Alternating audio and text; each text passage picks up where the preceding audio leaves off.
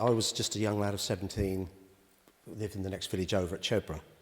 And my experiences were obviously, you'd think 17 years of age, or 50 years ago, this was a huge event that all of a sudden, there we were, you know, this whole nation, Uganda practically, going to land on our doorstep. It's obviously watched on the news, everybody saw on the news what was going on. So, you know, basically, people were concerned. Of course, there was going to be so much of an influx of different people, more concerned for how they were going to be, you know, for being thrown out of the country. And sort of for me, the images that I found was that I came, I was like a young lad, 17 years of age, just past Chester, I was going to Haverhill and approaching the old base, and there in front of me completely, there's people everywhere. Never seen so many people. Not used to, you know, ethnic minority and everything. And, you know, you had to slow down because they were there. That was the brightly coloured clothing that people, that drew my attention to the other thing. And, you know, slowly having to drive past the camp because people were all over the road, obviously wondering, not used to, you know, being over here. And it was sort of a sad sight, really, to see so many people have been displaced and put here. And the one thing that stuck in my mind as I drove through was there used to be a public phone box outside the base, which is no longer there. And there was this huge queue of people, you know, to see so many people all queued up at the phone box. And sort of questioned and asked later on, you know, why everybody's there, obviously. And apparently the phone box had malfunctioned and the line was open. So the other people on the base had heard and they'd all come out to try and phone home, to contact relatives or phone people in the UK. And that was the main thing that stayed with me, to seeing all these people here thinking that's their only way of being able to contact home. And that was sort of basically what the images I saw at the time when I came through up here.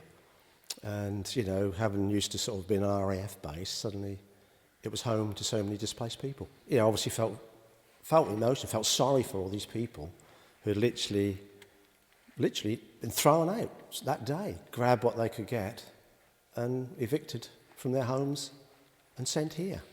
You know, living in a village like we are around here, you don't expect to see that. You know, we just all live in our own little society, we're all quite happy, and suddenly to have all these people that have got nothing and had to try and, you know, sort themselves out, find their own relatives and get into work and obviously, you know, eventually settle down in the country. As far as I know, I think, you know, the community pulled together and, you know, I think things were done. But, you know, I can't, apart from, like, say, perhaps fundraising and clothing and things like that, it was that big impression of driving past the base and just seeing so many displaced people out there with, you know, lost. They looked lost, and they were lost, weren't they, at the end of the day? And, yeah, that stayed with me, anyhow. And I know it has probably a lot of other people as well.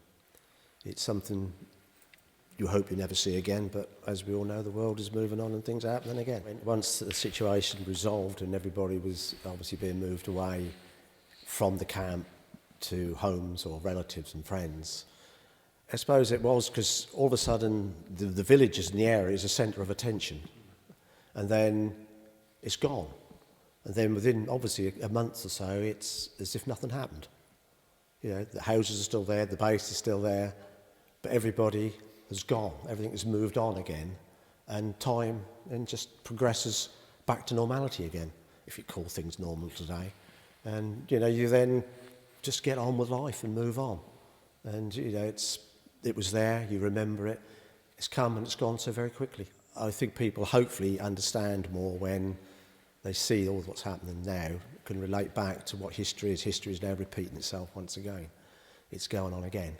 And we should all bear that in mind and always be there to help others that need help. And it's going on now. And it was then. People did help, and that was nice to see. It's good. I think it's ironic that it's happening at something else at the time was happening with Ukraine. We're now remembering what happened 50 years ago. And it is good. We should never forget. Never should do. I'm a great believer in history is history. but remember history. Don't forget the past. It'll always come back. And, you know, something will happen again. And, you know, I'm heavily involved with the Royal British Legion. We remember a lot of things, and it's the same sort of thing. So you just don't forget